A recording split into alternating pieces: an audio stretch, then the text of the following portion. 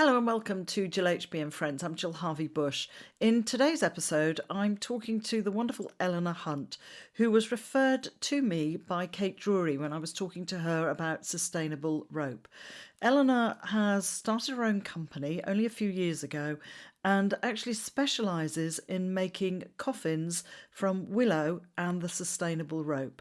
Again, my mind goes, how on earth did somebody end up doing that? So I'm going to find out from Eleanor, where did she start? How long has it taken her in this process to get to where she is today? And her coffins, when I've looked on her website, are absolutely amazing. I'm also going to get her to explain what her company name actually means. Well, Eleanor, I can't wait to talk to you, having spoken to Kate, and before that, spoken to Graham. This wool journey is certainly taking me on a journey, and I am more and more determined to join the clan, if you like, of using British wool.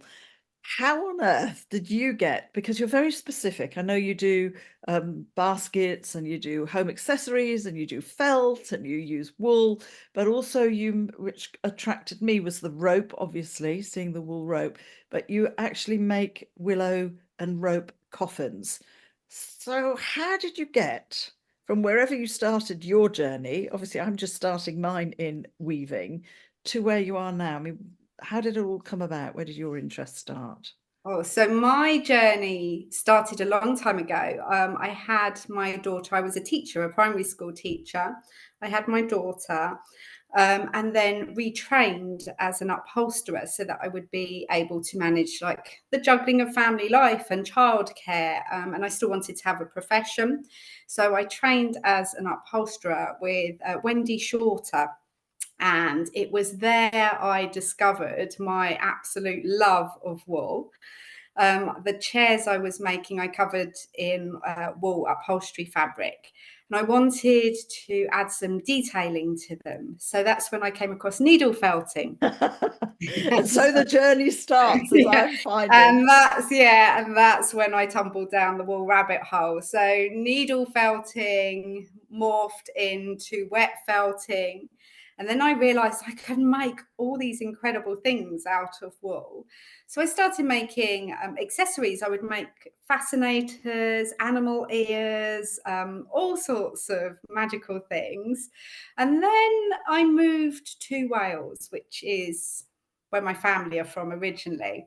Because that was And going to be the question, if you always lived in Wales, and that's going to come up with your website name, which I've had to ask you to pronounce. So yeah, where were you originally then before you moved to Wales? Where did all Hertfordshire, this start? Oh, okay. Hertfordshire, which is Wendy Shorter, which is now, I think, St Albans Upholstery. I think that's what it's called. They're all based down there. So yes, so my family, my mother's side of the family are from Mid Wales. And nearly 10 years ago, 10 years this autumn, Wow. we all came home to Wales. And it was a mass family move. Everyone came all in one go. And so from there, I ended up, I went to a local farmer. I got talking to a local farmer. They invited me up to the farm to come and see their animals. And I started working as a lambing hand in the spring for them. So Right. yeah, so the love of wool, I was working as a felt maker and weaver at that point, Mm. and then in the springtime was working as a lambing hand on the farm, which is where I learned about the value of wool, the work that goes into it.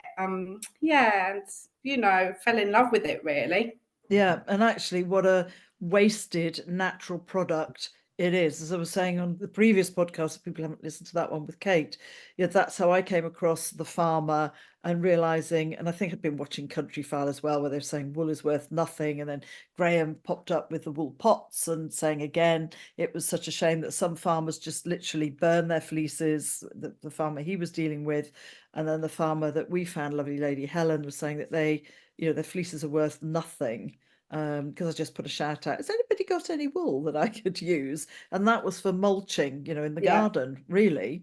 And she said yes, and yeah, then got into the story with her about, how little they get for their wool, and they don't get it this year, they get paid next year when they pick up, next year's wool. And she had these huge bales and said, how much do you want? I was like, oh my goodness.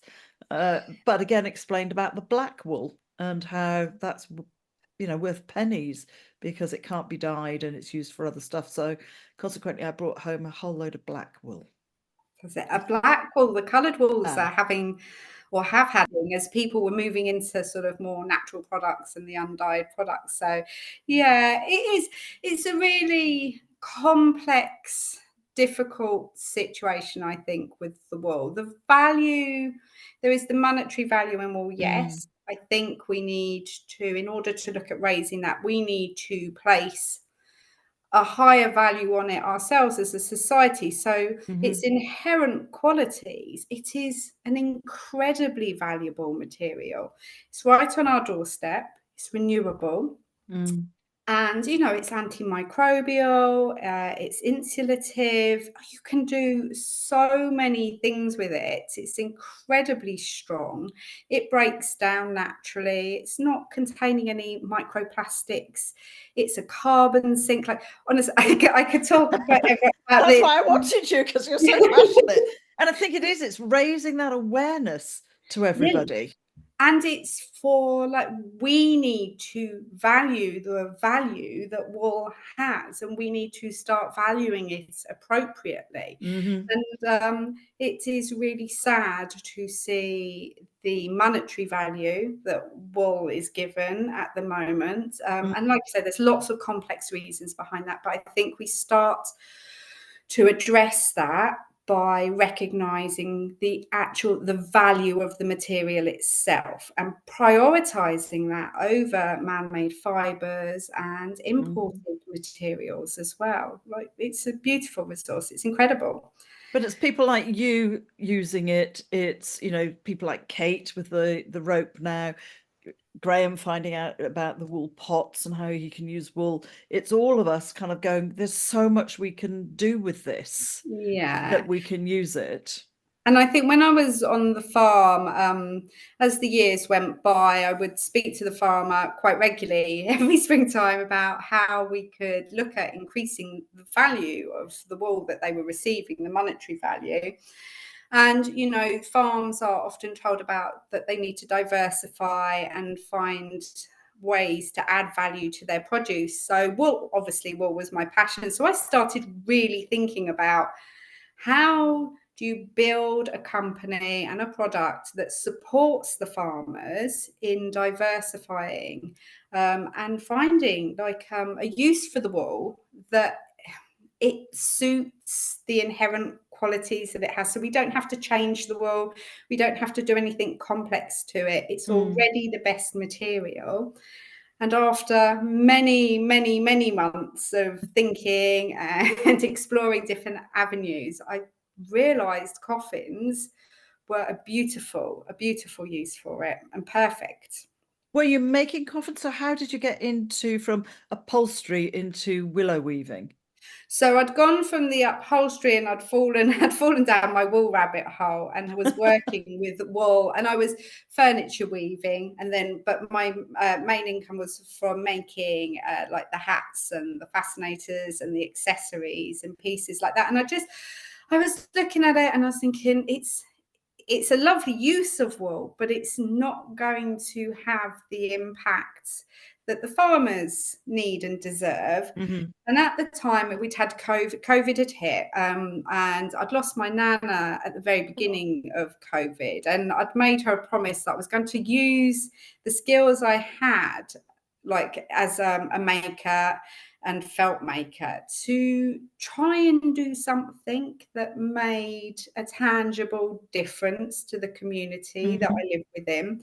So it's kind of like it was everything coming together into this perfect moment, and me looking at the coffins thinking, could I make that differently? What would I improve about that? What would I like to see differently?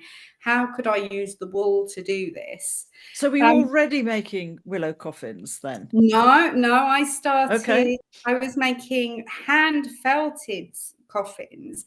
I started with infants and babies. Right. And then I was looking at them thinking, well, how can I make these larger? How can I make them structurally sound so that they would be suitable for adults? And it took me a year of prototypes of looking like, how do I do this? How can, because you obviously need the framework and the stability of it. Yeah. And I started looking at wool weavers, people, have you seen it, like the decorative wool weaving? Beautiful, absolutely Yes. beautiful.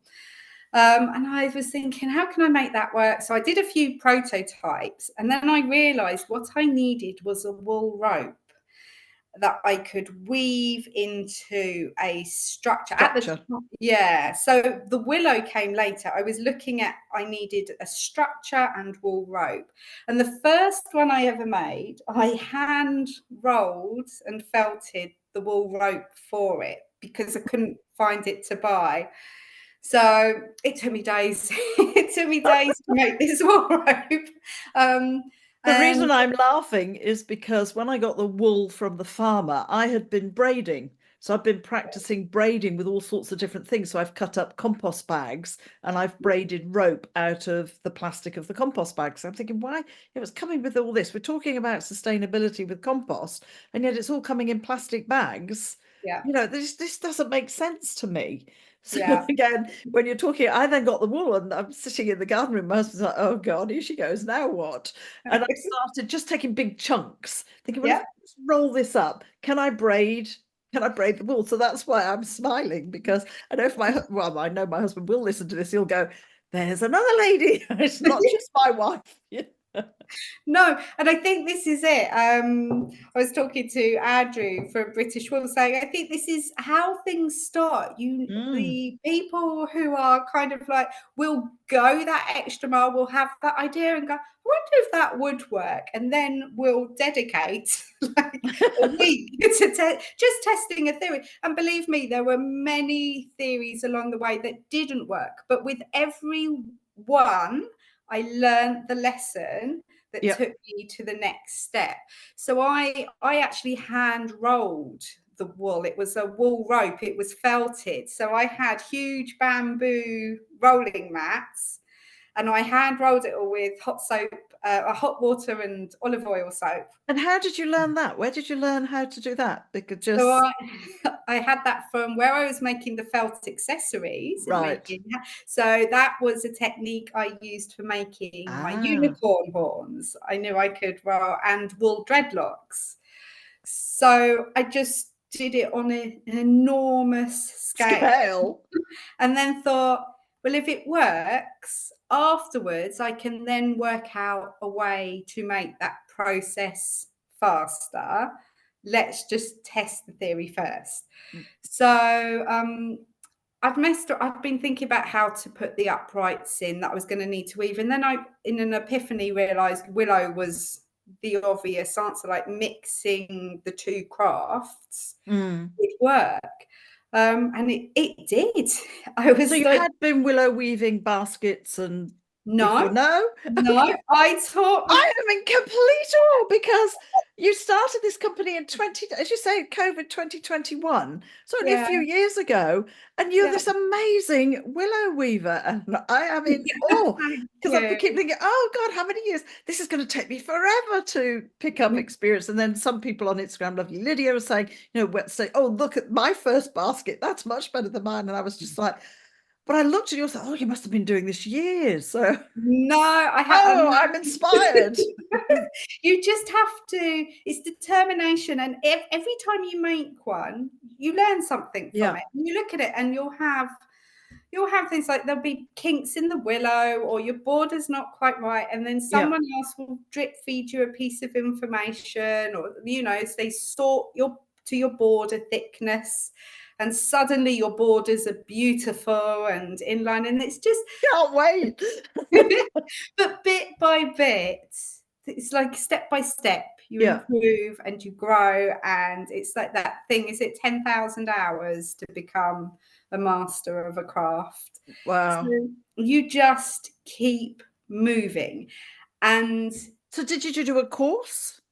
no, I just, because I wove furniture, I Okay. think in my head, like I'm good, I can see the patterns. So Right. I can look at something and understand how it's been constructed.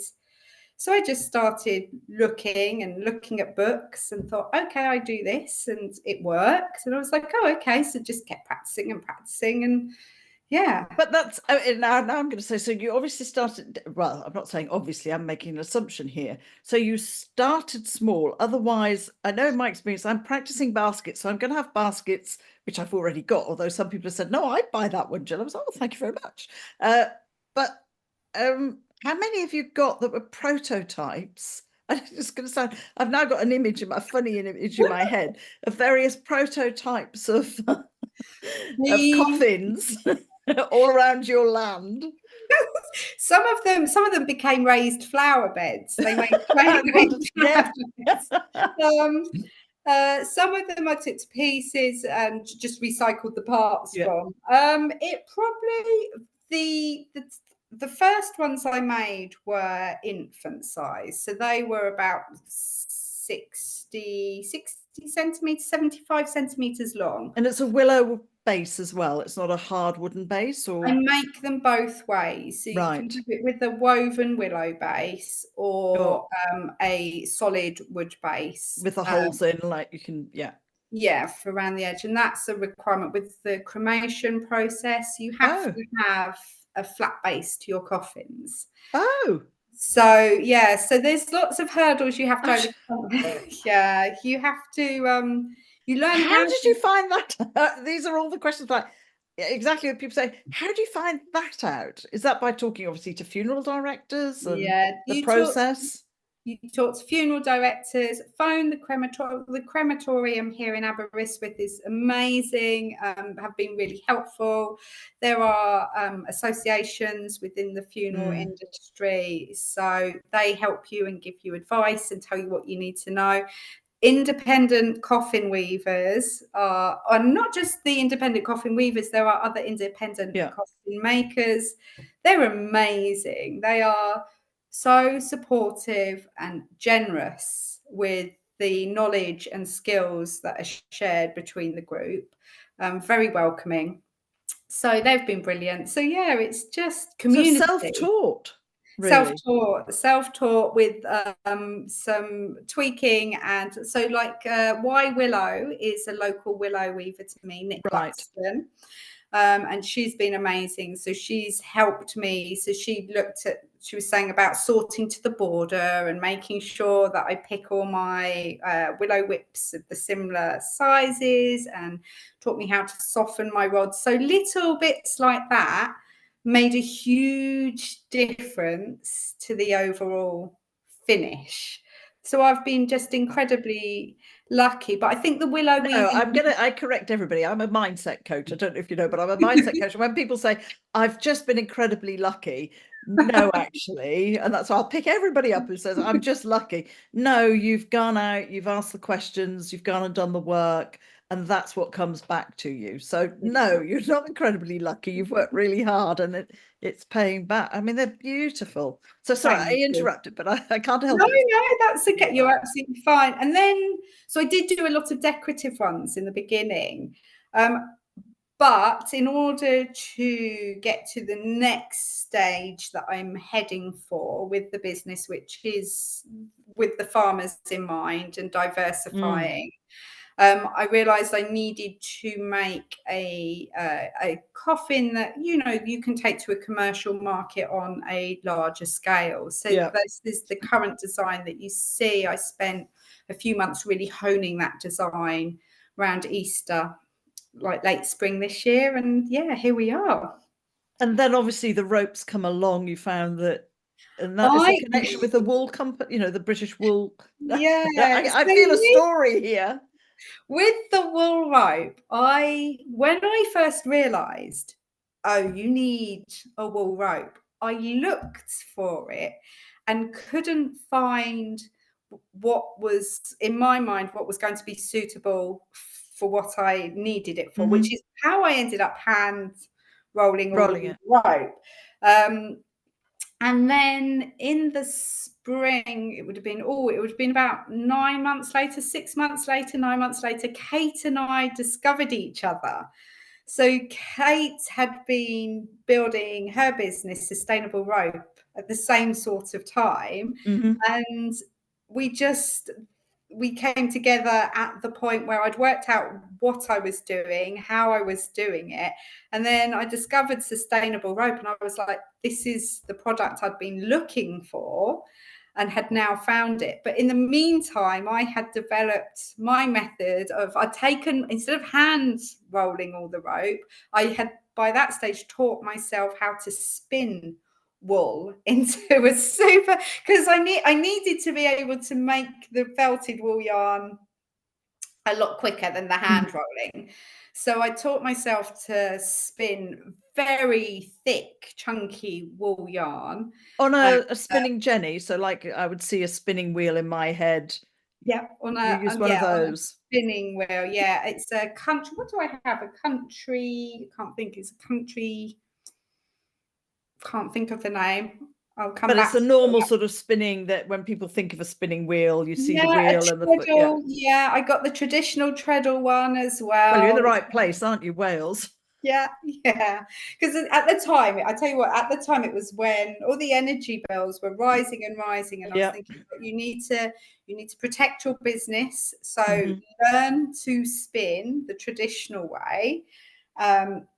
So yeah, so I taught myself to spin on the spinning wheel, this super chunky yarn.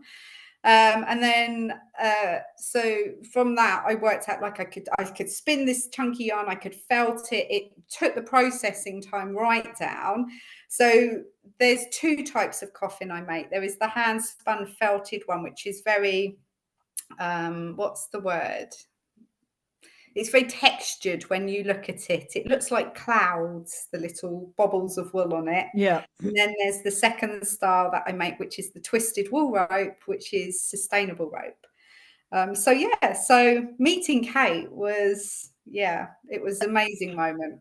I mean, this is literally, I'm sitting here, if we were recording it, well, we are doing it visually, but I'm only going to put this one out as audio. And that's only because you and I are going, oh, look at the state of, what we both look at. And I mean, my jaw is dropping that you've been able to do all this, teach yourself, because I know the process sometimes is a long apprenticeship. I did watch a program about people making coffins and the long apprenticeship they have and sitting on the floor and doing it and finding the right willow. And I'm already getting into okay, now I need to know where to buy my willow, what thicknesses to buy. I mean, how long do you have to soak? I mean, you must have huge, tall willows. I'm indicating going up really high when you're doing such a big piece and adding in. I mean, how long are the actual weavers? And for anybody who doesn't know, here, look at me showing my experience. The weavers are obviously the ones that weave in and out of the rods and the stakes. So how long are those? You must be adding in all the time. Now my weavers are 6 foot and my Okay. uprights are 7. And that's just to get the thicker rods at the base of the Yeah. thickness. And then now I combine, so I use a buff willow for my uprights, and then I use a buff willow is a willow that has been boiled and then stripped of its bark. Yes. Then I It doesn't use, need so much soaking then, does it, when you come to use it? A few hours, or if I'm right. yeah, that's it. And then I mellow it. I leave it in for the afternoon, mellow it in a blanket overnight, and then Yeah. that's ready for the next day. The only thing with a buff willow or a stripped willow is that it dries out very quickly because it hasn't got the bark. I found that out. Snap. Yeah, yes. Yeah. So then my weavers are a barked willow. So they take longer to soak, but they stay flexible for longer. But when you combine a stripped willow and a barked willow, you get less movement, so they lock Ah, together nicely. So again, this is another piece of information that I picked up along the way. I used to make them with, which is perfectly fine, you can make them with the barked uprights and the barked weavers, but yeah, if it's for me, I go a stripped willow upright and then a barked willow in my weavers, and then I re-soak. Once I've got to I used to spray as I went to try and yes. keep them, Damp. Yeah, it was a losing battle. So I built myself a special soaking tank. So when the coffin is finished, I turn the whole thing upside down and just re-soak the top uprights that I'm going to be bending into the Borders. border. Yeah. And Do you it's lay it on its side? So this is me asking as somebody, because when people say they turn it upside down, I think, well, if you've got the bit sticking up that you're then going to bend to make the border, how do you get that in the water I've without snap it? Or do you put it on its side and then it still must be you must have a huge bath. so my normal soaking tanks, I have two cattle Troughs. water tanks. Yeah. Yeah. So that would be my normal soaking tanks for my willow. When I'm soaking a coffin, I've built myself a special tank. You can have them made for you, but I was like, I've got too many tanks to warrant it at the moment. And I like my tank because I can adjust the size of it and I can move it. So Right. I built myself a frame that's very narrow, and then I use pond liners, and so it's narrow and quite deep. And then I literally turn the whole coffin upside down. If you So look at it's my, resting on the rods. yeah, it doesn't snap. It doesn't snap. Okay. You're gentle. You can ease it in. I wouldn't push it all the way, mainly because you'd rip your pond liner if Yeah. you did. It's Yeah. better to put some cardboard, or I've got an old duvet that I put underneath. Or even carpet, old wool carpet. Yeah, I've got an old wool military blanket that I put in the water just to protect the Okay. lining a bit as well. But Yeah. no, it doesn't snap. You just ease it, and then as it's in there, so 10 minutes, you can lower it Okay. a bit more. So The reason I'm laughing is because I had ordered some willow, to do one of these online make your basket things, and it didn't come out quite right. It looks fine, but it didn't look anything like hers. So I thought there might be a bit left that I could do. And I thought, but I need to soak it. They did send me one of those plastic bags, but that was a real faff, to put it mildly, putting the willow in, trying to pour the water in and seal it. And I had it we've got a big shower, I was resting it in there. And I thought, oh, I like to upcycle everything, the sustainability side. And when we refurbished the house, the trades got very used to saying, Jill, do you want to keep this piece of wood? Jill, do you want the pallets? Yes, please. Yes, please. And we had a new roof, so we had tarpaulin. So I was looking around, and I think it is on my Instagram page. I thought I could make myself my own willow bath. So I did. I put, very basic strips of bent wool and a bit of wood here, and the tarpaulin, well, it was black, but like you're saying, like a pond liner. And the roofers had said, do you want this big piece? We don't need it. I thought, I don't know what I'd use it for, but yeah, I'll hold on to it just in case. And I thought, I've got that in the shed. And then I made a little lid as well, with just very basic wood, but it works perfectly. I yeah, don't know how long it'll last, but it works fine. it will probably last a very long time. Like I've still got pond liner from a few years ago that I use in mine, and it's got some splits in it and degraded a bit, but it still holds. It still does its job. So no, I Yeah. do. I think this is one of the things I love about basketry work. It does not require expensive, fancy machinery or tools to be able to. You just need to be able to soak your willow, pair of secateurs, Yeah. Sharp screwdriver, ones. screwdriver, flathead screwdriver. If you haven't got a bodkin or something like Yeah. that, you're away. And something to wrap it down Yeah, with. yeah, But definitely. I'm just, as I say, I kept like, you can see I'm completely flabbergasted that you're completely self-taught. You've done it within a couple of years, and they're beautiful. Thank I just you. encourage anybody who's listening to this podcast, please go and have a look. And we will, as I say, put your websites in. They are amazing.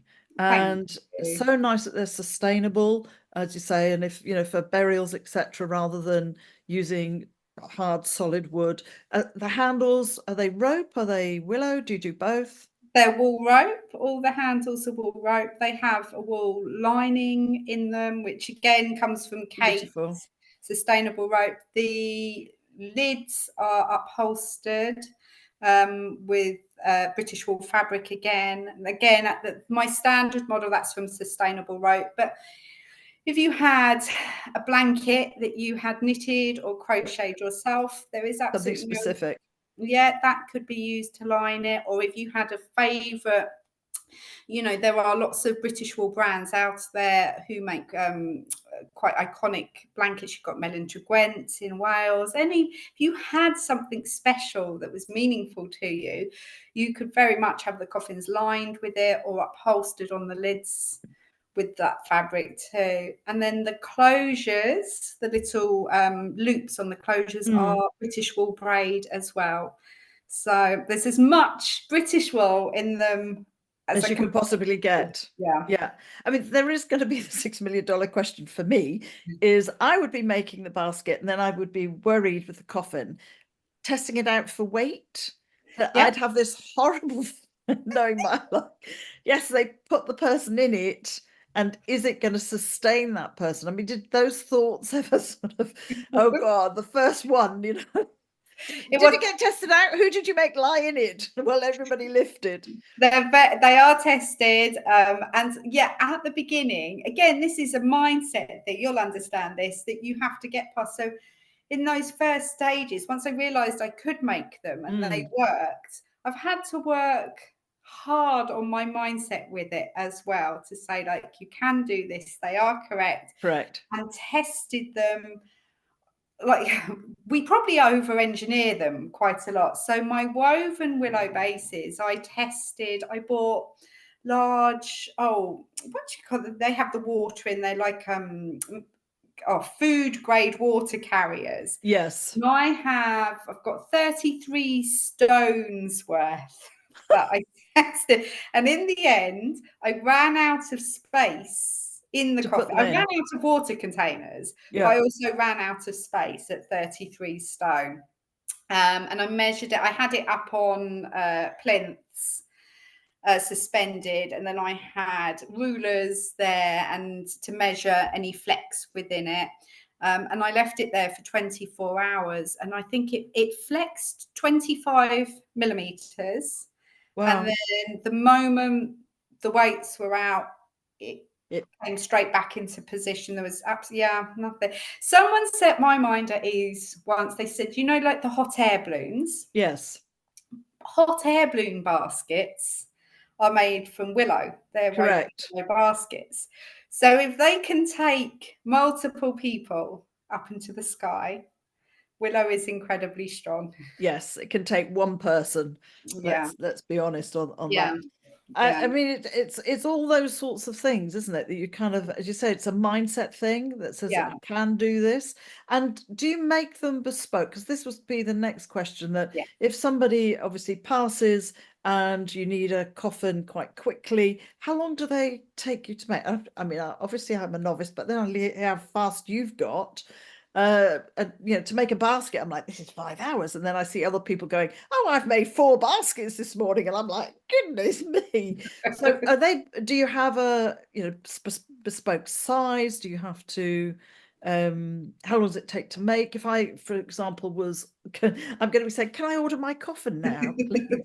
If you wanted a bespoke size, if the willow was soaked, you'd be looking at 2 to 3 days turnaround on a Wow. bespoke size. Yeah. When I was first making them, it would take me 10 to 14 days. But I've Right. worked very hard. That's what I spent my springtime doing this year, refining the design, refining my processes, altering the willow I was using. So switching to buff for my uprights. Again, it just reduces that time. It lets you move a bit faster. So, if you wanted one within 24, 48 hours, you could have one because you would just use all buff willow on it. Right. So, but now they take 2 to 3 days maximum. And then, a year ago, it would take me about 10 to 14 days. So I've really reduced my timescales. And that's everything that you've been talking about really here, isn't it? It's learning, it's the next process. Yeah. How can I speed this up? What can I do differently? How can Yeah. I turn it around, make it far more commercial for you on Yeah. that basis? So Definitely. again, is that then people just come to you, or how did you start selling this? Or you were already talking to funeral directors and No, I was online. I just I launched the company at the very beginning. So rather than making lots of prototypes and having everything. As soon as I had the first infant ones that I was happy with, I launched immediately. So yeah, I thought by the time you have built your reputation, you can build the company alongside it at the same. Yeah. I just decided waiting was not the answer, that I just needed to keep moving and keep moving. So yeah, so I did a lot of it online. I went out and spoke to local burial grounds, like the natural burial grounds. I Mm. like met other independent coffin makers, speak to funeral directors, and gradually over time, people refer you, they get to know you. We just did the Mm. Royal Welsh Show. Oh, lovely. Yeah, yeah. So that was my first time out in public with the coffin, like the new coffin design. And that was lovely because that was out I mean, amongst the it's a whole. massive show, isn't it? It's Yeah. like the show. Yes. Oh, yeah. In Wales, Yeah. it's such a great show. If you ever get a chance to go, I can highly recommend. The Royal Welsh is just something else. It's wonderful.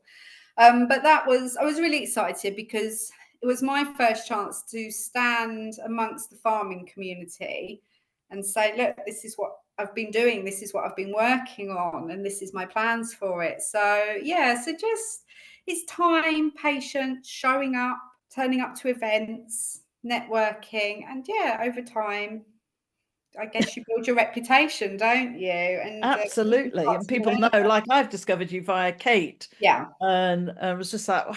And you're also doing, do you still do all the other stuff as well? The accessories and No, baskets, or are you really now specializing more in the coffins? I make the baskets alongside it because I just kept getting asked to make baskets, and I thought, oh, this is silly if you don't, because you've already got the stuff, you've worked out how to do it. So I make the baskets alongside it. I furniture weave now with when I'm doing stools and bits like that. I use the wool braid for that. The accessory size, I don't make the accessories anymore, but I use the felting skills that I had from that to do very specialist bespoke pieces. So, it's especially with some of the infant stuff, I will make Yeah. decorative pieces that go with it. I will do it for adult size coffins as well. I do get requests for it, but that is obviously a lot more labor intensive. Yeah. And it's like I say to clients sometimes, nothing is ever lost. A skill is never lost. And it's all about, like you're saying, I learn one thing and that takes me to another, which takes me to another, which takes me another. So I might not be doing the first thing that I started doing, but somewhere along the line that comes back in, or it's useful. And somebody says, can you do this? And you go, oh, actually, yes, I can Yeah. do that because of a skill that I have down here. Well, like the coffins now as they exist. So I use my upholstery skills for the linings and Yeah. the lids and the closures. What else do I use? I use my weaving skills, which came from my furniture weaving and Mm. understanding the pattern formation and the structure and structural stability, into the Yeah. coffins. And then the felt making skills went into learning how to make the wool rope in the first early stages. And then, yeah, the needle felting skills and the wet felting skills go into the decorative side as well. So you are right. All these little bits you pick up Mm-hmm. come together. Yeah. I mean, I started as well. I mean, brought up with being taught how to sew anyway. So that's a skill Yeah. that I have. And then I got very much interested. I did a hand caning course. So hand caning chairs, which I absolutely love hand caning. Yeah. I just love it. And that was with a lady called Rachel South up when we were living in Surrey. So we used to live close to London. And then, of course, I thought, oh, well, I'd like to do some willow weaving. So I did the first course with a solid base, but that was just before COVID. We then moved in COVID. So the lady I was working with there, obviously those courses went out the window. And Yeah. then time went by and I thought, no, I really want to get back and learn a little bit more of this. In the meantime, I'd also done an upholstery course with a lovely lady called Sarah Louise Dix. So there you go. Amazing. So that's why I'm listening to you, and I'm sure when Clive, my husband's listening, he go, "Oh, hang on, there's a bit of a pattern here." So I'd done that because I wanted to learn. I wanted to learn traditional upholstery as well, with the tacks and how to stuff it. I was thinking about the wool at that point, when you're using and stuffing Yeah. with hair, and so I did that. And unfortunately, literally COVID hit, and I think there was 2 weeks left of that course, but I'd finished my chair, luckily, and we then moved. So it's bringing all of that. So then I've gone into upcycling furniture, decoupaging, and I've used some of my stuff where I had some cane left over, and I thought, this hand cane, I wonder if I can cut it up and use it as a decorative bit on this piece of furniture. And it just goes on, doesn't it? So Yeah. already in my head, I'd been seeing the rope. I've still got some cane left from my hand caning. So I'm thinking, I wonder if I can weave the hand caning around the willow along with. So it's going to be the experimental, as you're saying, the innovation. And Yeah. my husband is so going to love this, knowing that you're doing exactly the same, going, Yeah. well, maybe if I could do that, it might not work. And the wool, because of the lanolin, and I'm a gardener as well, that's really another, it all comes together, doesn't it? And I Yeah. thought, actually, the lanolin in the wool is great. It keeps the slugs and snails off. Hence, that took me to seeing if I could roughly braid it. Then could I stitch it together? So I've then wound the rope so I could stitch it together. So then can I put seed trays on this? Because people are always complaining about slugs that get in under the seed trays and eat their seedlings. Oh, that's amazing. I think, well, that would work. And then also it's like a heated mat because it's wool. As Yep. I said to Kate, you can sign the NDA later. But it is, isn't it? It's your thought process that goes, well, that Yeah. works. If I could use it really roughly, then yes, I'll try that this winter and put my seedling trays on and see if it keeps. And it has. I've braided and I've wrapped it around pots and no problem. Yep. And you think, oh, so yes, I've done a No, very similar route to I you. I think it's people who have that love for the heritage craft. Mm, I think that you play a lot when you're working. So, like when you're mm, learning upholstery, you are manipulating the materials and feeling, and you're mixing them, and it's almost like being a kid again when you're making your mm. potions, isn't it? You're Yeah, the rose combining. petals. Yeah, but it is. Oh, if I chuck that in with that, and I think your eye sort of sets into the different qualities that the natural materials have, and then your brain is building all those neuro pathways, thinking, oh, if I mix this with this, and that has that quality, and that has that quality, and so if I combine Mm. them, and there's that fearless, because you're learning all the time. I think you lose your fear of, there isn't a failure. It's just, that's the thing you've made in that particular moment. And next time you might make it differently, but it's not a failure. It's just It's a that, process. yeah, that's what happened on that particular occasion. So I think I think there's definitely a way of thinking and working, definitely within the heritage crafts, that leads people down these rabbit holes, for sure. I'm certainly going down one of those. Yeah. And we've talked about and hinted at your company name. Now, it So has got a Welsh word in, so I don't want to insult anybody by trying to you say it. won't And insult how anyone. did you come up with the name? And we're going to have to spell it as well, because I must admit, I keep wanting to read it as witch, because I think you are a white witch, not a wicked witch, a white witch. When you read it and you think, oh, no, that's not right. That's not the word. No, the farmer I used to work with used to say to me, "You're like one of those 15th, 16th century herbal women." So it's not the first time. But when you first glance at the word, we're going to explain in a moment. Yeah. That's what I saw, and I thought, yes, she's amazing. She is. She's a white witch. Look at what she's producing, and look at this, and look at this. And then, of course, the words. I'm going to spell it, and you're going to have to say it. Is CWTCH, Yeah, it's a which is a Welsh word, which is yeah, cutch. kutch, yeah, a kutch. Cutch. Okay, so So company name is, and tell us how you came about it. So the company name is the Woolen Kutch Company.com. Is that yeah, right? yeah, the Woolen Kutch Company. So I wanted something that explained what I made. And Mm. so I am a coffin maker who also makes baskets, but the coffin making is always the heart and soul of the business. Um, so I wanted the coffins. I've always wanted the coffins to have that feeling of a safe, warm, loving space Mm. that you wrap your loved one up in. I just wanted to step away from the idea, like of a wooden box. Yep. There's nothing, Yep. plenty. It's all about choice and options. So some Absolutely. people will prefer that. For me, I just thought I just wanted something softer, Hmm. warmer, and yeah, that feeling of a warm, loving hug. Yeah. So a kutch it doesn't have a direct English translation, but it means that very special type of cuddle or hug that you give a loved one, where you hold them really tight and they can feel the love Yeah. from that hug. So a woolen kutch is like a wool loving hug. So that's the coffins are designed to be a warm, safe, loving hug that just is made from wool. So Yeah. that's how the name came about. So it's the Wool and Kutch Company.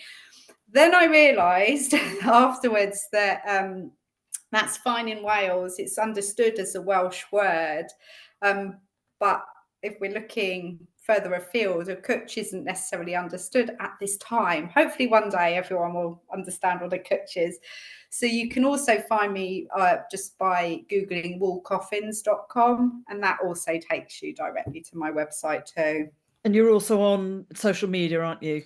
I am on social media, And yes. is it under the same It's name, same under the handle? same name, and you can find. I'm terrible. I've always used my personal profiles.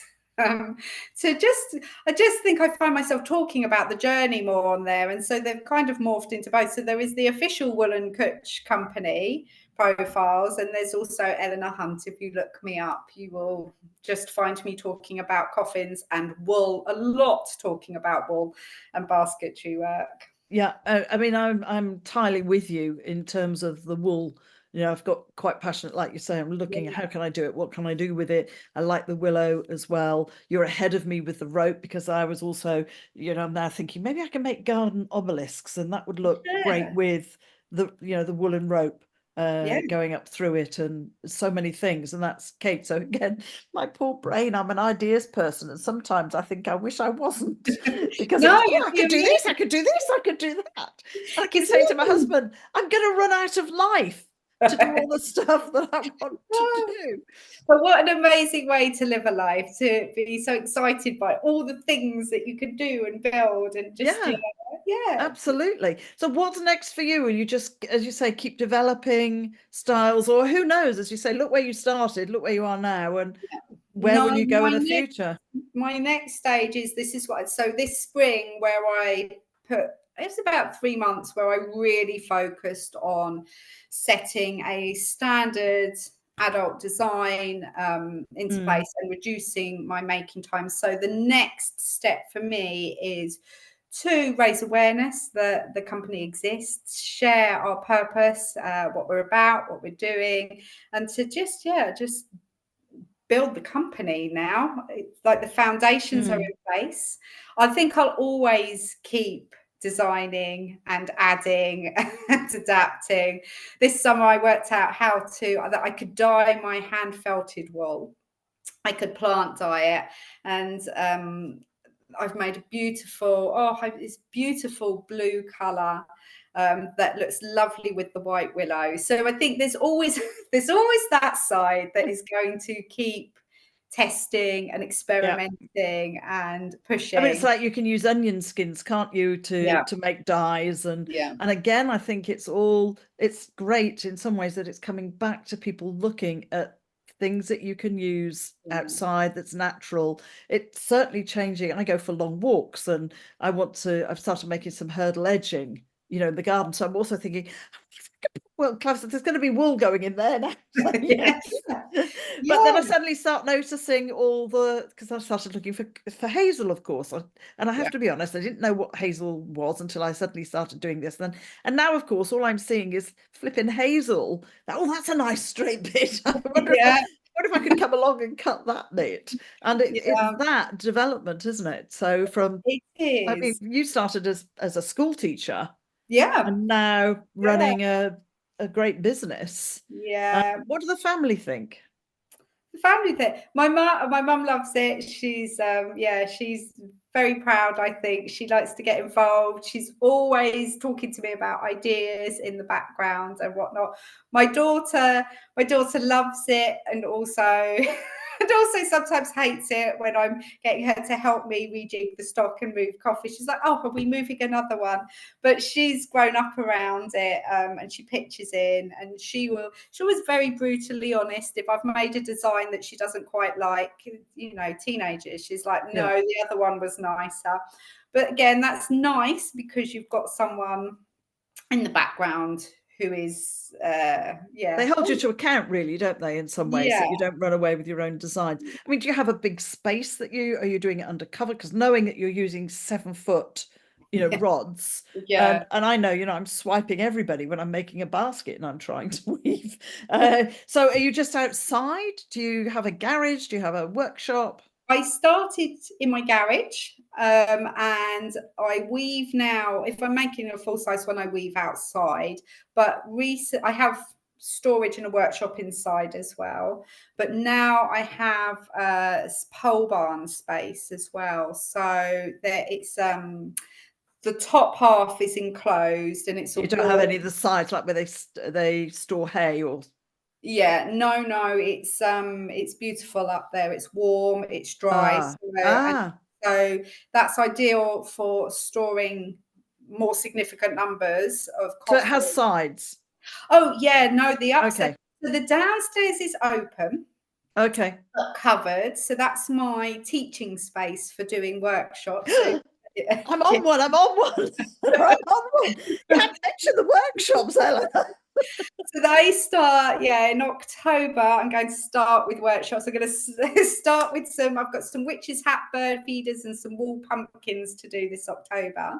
And then I'm going to, like all things, so start there, and then I'm going to gradually build up with my workshops. But it's a beautiful space. It's an oak frame building. So, Oh, it's fantastic. gorgeous with, it's got Welsh slate, flagstone, flooring underneath it, absolutely beautiful. So I've got that space now for teaching, and then the upstairs is enclosed. It's got a heater, like a wood burning heater up Mm. there. It's carpeted throughout. It's absolutely beautiful.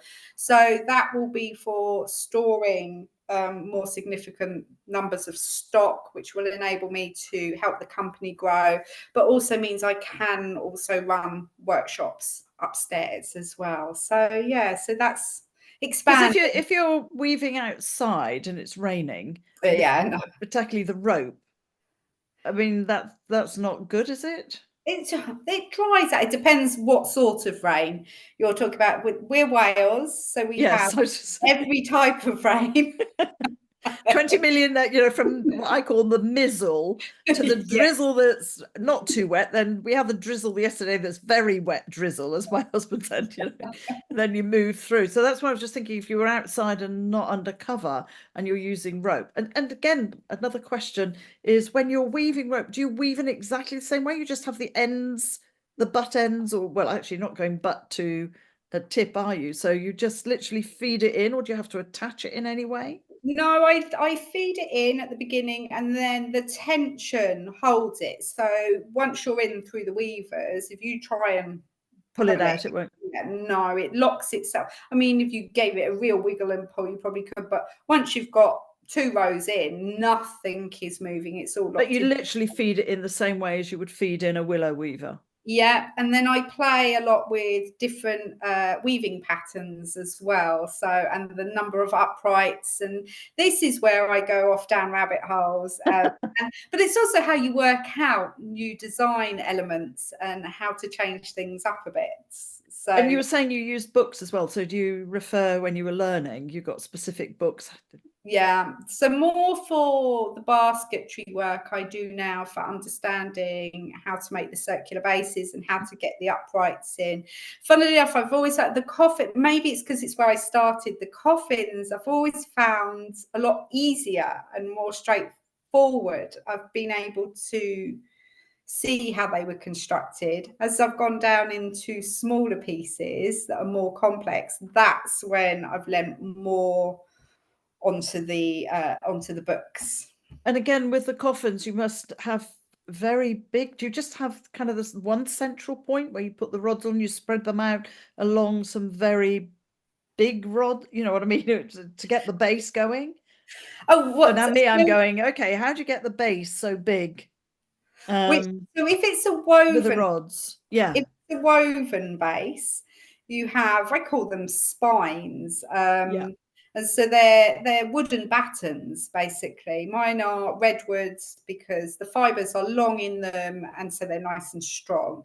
So you cut them to length and shape. I put a curve on the ends of mine, and then you brace them with a piece of wood. So you can put a piece of wood across and screw in, you can clamp them down, and you just get the first few weavers into the middle, like you say, right. some at one end, and then it is nice and secure. And from there you can weave, and you just keep measuring to check that you're not over tensioning to reduce the size. And yeah, before you know it, you've woven your base. You just go backwards and forwards, and then you put your uprights loop in and round the edge of it, if that makes sense. Yeah.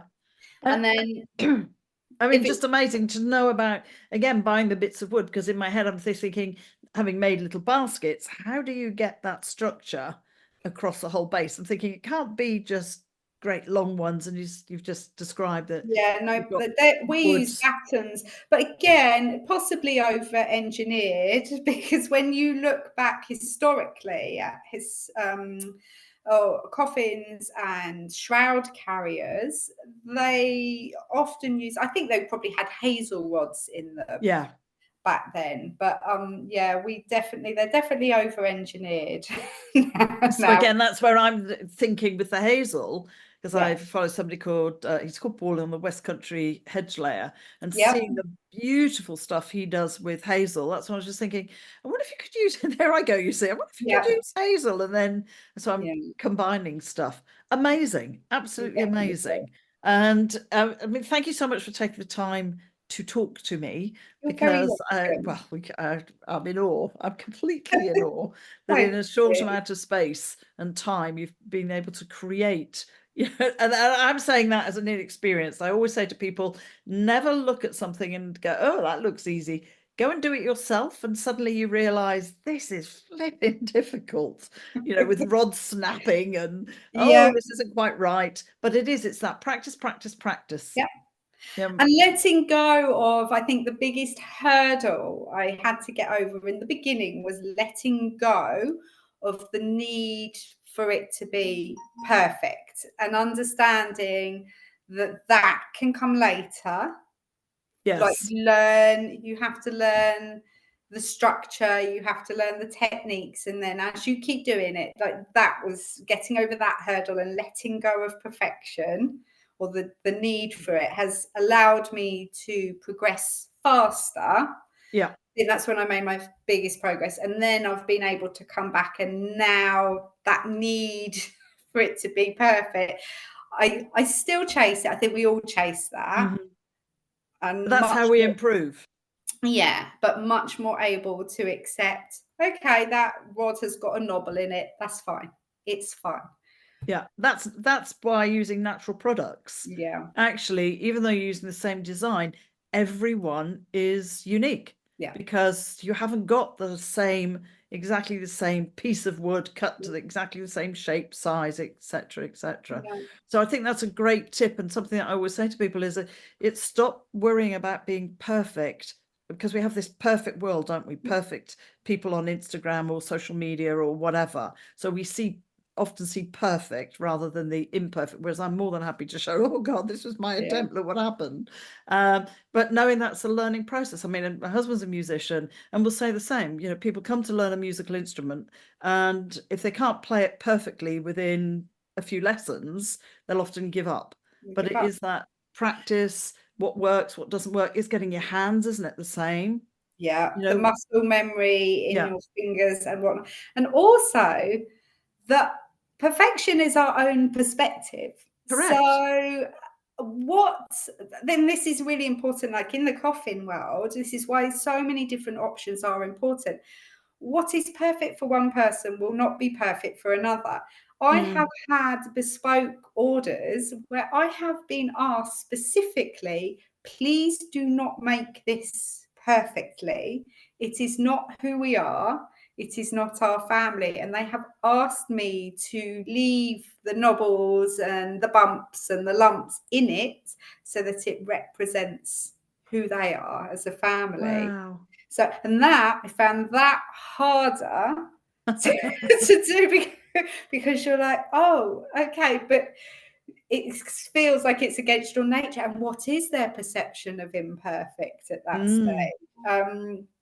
So yeah, so it's definitely a perspective thing, and for some people, the natural rustic look is what makes their heart sing. And yes. for other people, precision engineering is what makes their heart sing. So you just have to be you and trust that the people who are meant for you will find you, and they do. Absolutely, absolutely. And I think that's important that you've just said there for anybody listening, is that actually, yes, I can do that, because, you know, mine wouldn't be the perfect coffin. Mine's probably got 20 million ideas coming out of my coffin. Can you make it like this and add a bit of this in and do it? Because that's who, you know, I am in some respects. So, Yeah. Eleanor, I mean, I could talk on, as I knew this would happen. Kate said it would, for hours, because I find it absolutely fascinating that what you've done. So again, thank you for taking the time out. I'm going to attempt to get this right. It's the Woolen Cooch The Woolen Company. Kutch Company. Cooch, dot Cooch. I've com. got to get there, not Cooch, Cooch But if you're Company. looking for me, just woolcoffins.com will take you to my website, and you can find me there, or you can find me on social media. Thank you. You're I'd love to very come back. welcome. One day I will come and visit you, and I will come and do Yeah. one of your workshops, So it because would be an it's absolute pleasure. Or come to the Royal Welsh Show. Come yeah, and see me there. actually, yes, that's something that we could book in and come to as well. There's so Yeah. many things, and that's why we don't go abroad, to be honest. There's so much we want to do in the UK that we don't, Yeah. and it does just keep me inspired about British wool. And I've now got you as a contact. I've now got Kate. I've now got Graham. You know, if I Yeah. come up with something, and then know now that I can go to the British Wool direct as well, Yeah. for No, you're information and help. always welcome to talk to me or ask me anything. It's fine. Very happy to You're share. my superhero today. Ah, thank you. It's been an absolute pleasure to talk to you. And me to you. So again, thank you so much. And Thank I'm sure lots of you. people will have learned a lot from this as well. Thank you. Well, what can I say other than wow? I'm sure you got from my chat with Eleanor there that I literally am flabbergasted and in awe, having believed on her website and people talking about her, like Kate Drury from Sustainable Rope, that she had been doing this for years and years and years. And actually, the company only started in 2021. She started learning how to use willow and sustainable rope a little bit before that. But wow, to take it from there and to see the beautiful things that she's making and the coffin, and obviously the love and the care that goes into making those, is incredible. I've learnt a huge amount, and I'm sure listening you've also learnt more about anything as possible. If that doesn't inspire you to go out and follow your dreams and to take that leap, I don't know what does. It certainly inspires me to keep going and coming up with ideas. You don't have to, as she says, be perfect, because what is perfect? If you want to know more and actually see her products, then please go to her website. I'm going to attempt to get this right. It's the woolenkutchcompany.com, or you can also find her just by putting wool coffins eleanorhunt.com, and I'm sure you'll just be as blown away as I was. If you're on social media, then again you can find her under either of those or under her name, Eleanor Hunt. Thank you so much for listening to this podcast. I really do appreciate it. And if you would like to make sure you get every single one, then please subscribe. I'm always open to comments. As we all know, it helps that little algorithm. And, well, what can I say? I hope you've enjoyed it as much as I have. And here's to the next one.